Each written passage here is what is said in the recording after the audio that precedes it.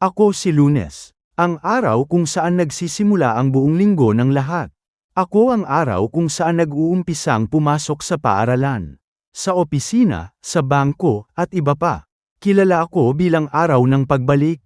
Pagbalik sa eskwela, sa trabaho, sa mga responsibilidad. Maririnig mo ang mga tao.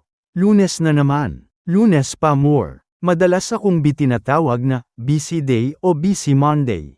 Totoo din namang napakaabala ng lahat kapag araw ng Lunes. Martes, ako si Martes, ang araw pagkatapos ng Lunes. Kung sobrang abala noong Lunes, ay ating ipagpatuloy ang mga gawaing inumpisahan noong Lunes. Unti-unting ipinagpapatuloy ang anumang kinakailangan. Minsan ay mas abala pa kaysa sa Lunes. Ako ang araw na maghihikayat sa lahat. Kaya yan, ituloy lang. Ako si Miyerkules. Bilog na ang linggo, kalahati na tayo. Minsan parang wala akong masyadong ginagawa, pero ako ang taga-ayos ng lahat ng pagsisimula. Hindi ako mabilis, hindi rin ako mabigat, pero nagiging mas madali ang mga gawain kapag ako na. Ramdam na ng lahat at sasabihing, Miyerkules na, yes. Malapit na ang Biyernes o kaya naman, konti na lang at Sabado na. Pero bago yan, ako ang araw kung saan kinakailangan pa ring tapusin o ipagpatuloy ang iyong mga gawain at responsibilidad. Ako si Huwebes, ang pang-apat na araw. Pagpatak ng Huwebes, ang iba'y nagagalak na dahil isang tulog na lang ay Biyernes na. Sigurado na halos tapos na ang gawaing nasimulan noong Lunes. Hindi pa tapos pero papunta na. O kaya naman ang iba ay tapos na sa kanilang mga gawain. Ako si Huwebes. Hindi ako simula, hindi ako wakas, pero ako ang daan patungo roon. At sa bawat pagdaan mo sa akin, naway maalala mong, ang bawat gitna ay may saysay din. Ako si Biyernes, ang ika-5 araw ng linggo.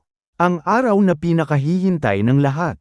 Bakit? Dahil ako ang huling araw ng pasok sa opisina, eskwela at iba pa. Kadalasang maririnig o sasabihin ng iba ang salitang, yes, Biyernes na, o kaya naman, thank God, it's Friday. Hindi rin papahuli ang mga linyang, yehey. Walang pasok bukas. Ako si Biyernes, sa akin nagtatapos ang ilang araw mong pagtatrabaho, pagpasok sa paaralan, at kadalasan iba pang mga gawain. Ako si Sabado, ang inyong pang-6 na araw. Ang araw na pinakahihintay mo buong linggo. Ang simula ng pahinga pagkatapos ng ilang araw na pagpasok sa trabaho, paaralan at iba pa. Ako ang araw ng Tara. Kahit walang plano, nang pasyal muna tayo, kahit wala namang budget, at para sa mga bata, araw ito ng paglalaro. Pero kahit ako ay Sabado na, ang iba naman ay abala sa paggawa ng kanilang mga asignatura. At ang iba ay nagtatrabaho pa rin.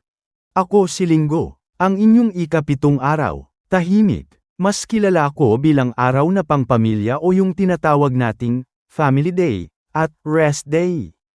Ako ang araw bago ka muling maging abala. Minsan masasabi mo na lang, Linggo na, at bukas ay Lunes na naman. Kaya habang Linggo pa, ay samantalahing magpahinga, maglaro, matulog, mamasyal at huwag kakalimutang magsimba. At ako rin ang araw ng paghahanda para sa pag-umpisa ng inyong buong linggo.